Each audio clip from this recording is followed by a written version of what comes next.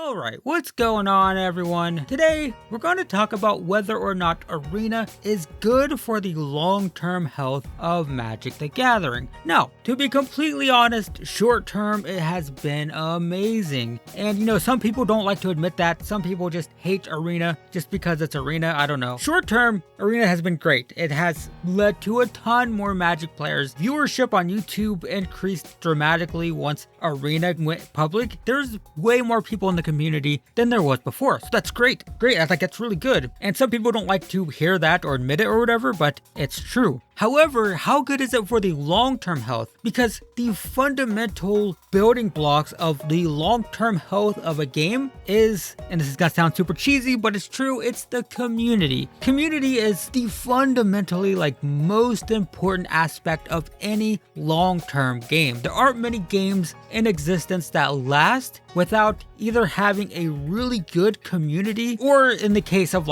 Solitaire, if you can get your game just pre-installed on every Windows computer ever, then yeah, that's a great way to have your game last for a long time. I mean, does that really count? It's not really a branded game, but when you think of games that last beyond the usual lifespan of a game, it's typically because that game has really good community aspects. And I'm not talking about good behavior from the players. I'm talking about once a game becomes so a part of people's everyday lives that people start meeting friends or even meeting their partners through the game, that's when a game starts to have long-term implications, because that means that people are interacting with each other at a much different level than your average everyday, first-person shooter or whatever. And when you think of games that have stood the test of time, it's always community-based. Think of Minecraft. I mean, how many people have met good friends through Minecraft servers or partners? World of Warcraft, also a classic example of a place where people literally met their life partners through the game because the community aspects of that were so strong. And that's also true for Magic the Gathering. All of my friends in high school were Magic the Gathering players. I met my entire friend base in high school through Magic the Gathering, and even as an adult, a lot of my friends still play Magic, and there are countless examples of people meeting at LGSs and becoming partners through that, and that's so important for long-term health, and that's something that Arena doesn't provide. Arena has zero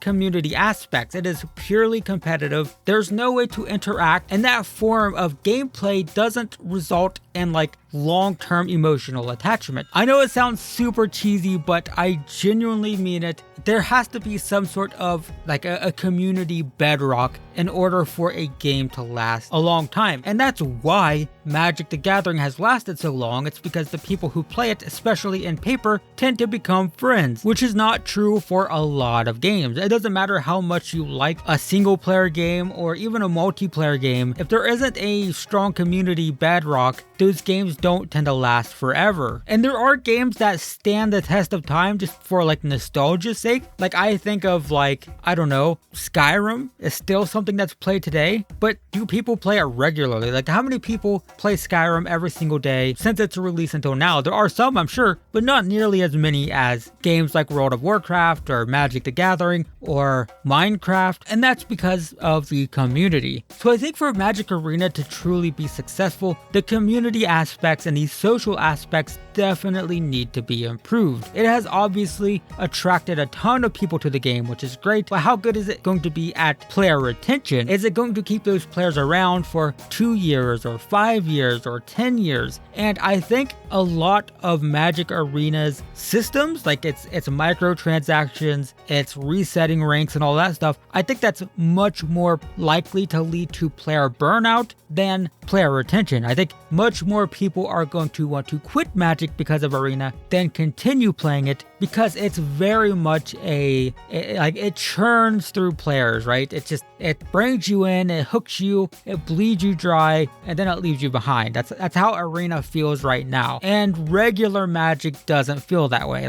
Playing Pioneer or Modern at a local game store has never felt that way. I mean, there are times when it feels bad when you go on a losing streak, when you go to F&M and you go 0-3 and it sucks, and then you go next week and then you go 1-2 and you're like, oh god, I just keep playing playing terribly, and then you go next week and you go like 0-3 again. I don't like this anymore. Like it's very frustrating. It can be, but the difference is even when I'm losing a lot at Paper Magic, even when I go on a bad streak and just can't seem to win for a week or two, I would still look forward to going just because I would look forward to interacting with the people there because they were my friends, which is not how Arena feels. So once you get into that mentality, when you go on a losing streak, like it's just much easier to quit Arena, right? It's hard to quit Friday Night Magic because even if you suck and even if you're losing a lot and even if you're sick of it, you still like going because you still like hanging out with your friends. And that's the community aspect that's so important for long-term health. It's what leads to audience retention, is that feeling that even if you aren't performing well, you're still hanging out with your friends. And that's why, in my opinion, if we're comparing the two most popular ways to play Magic right now, which is Arena and Commander, if I were to say right now, what are the two most popular ways for people to play Magic? I don't have the data, but I'm guessing that it's probably Commander and Arena. Those are the primary ways that people play Magic, and of those two, Arena will churn and burn through players, and Commander will lead to retention because people like playing Commander with their friends, right? If you play Arena and you play Commander, which one do you look forward to the most? You're probably, if you're like me, you're like addicted to Arena. You gotta log in every day and get your dailies, right? But that's not gonna make you want to play forever. Whereas if you're just hanging out with your friends, I mean, you can always hang out with your friends, right? You're always looking forward to hanging out with your friends and playing Commander. So that's my issue with Arena, is Arena does not emphasize the most important part of long-term audience retention and video games, which is just strong social and community support. So I think that's pretty important for Arena going forward, is it needs to figure out how to basically enable people to make friends through the game. Even though